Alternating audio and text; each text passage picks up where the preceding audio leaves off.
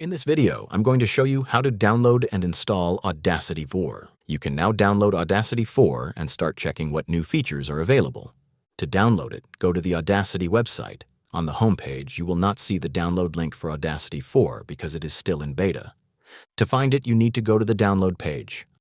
On the right side of the download page, you will see the links for the beta version. Because this is still a beta version, you should understand what that means. A beta version usually includes most of the features that will be available in the main release, but some features may not work properly yet. There may also be bugs. That is the whole purpose of a beta version.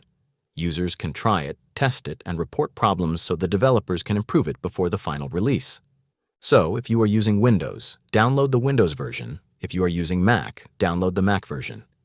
In my case, I am using a Mac, so I will download the Mac file.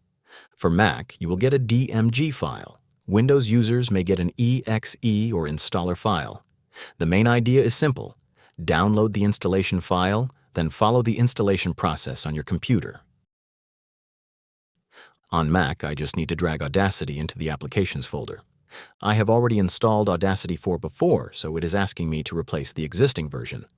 But for you, it may not ask you to replace anything. Also, if you already have an older version of Audacity, like Audacity 3, there is no problem. Audacity 4 is installed separately, so it will not replace your older Audacity version. It will only ask you to replace the app if you have already installed Audacity 4 before. So now I will replace it and finish the installation. After installation, I will launch Audacity 4.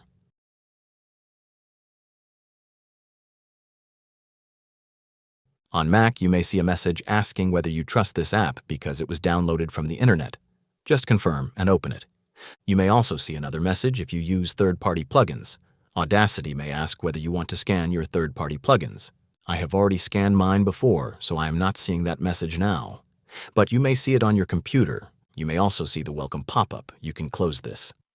Now this is Audacity 4. As you can see, the interface looks a bit different from the Audacity we are used to. At first, you may not see the record button or the usual tools immediately. That is because Audacity 4 is now project-based. To record audio or import files, you first need to create a project. You can create a project simply by clicking New Project. Now we are inside the main Audacity interface. Here, many of the familiar tools and menus are appearing again. The look is a little different compared to Audacity 3.7, but if you look closely, you can still get an idea of where everything is.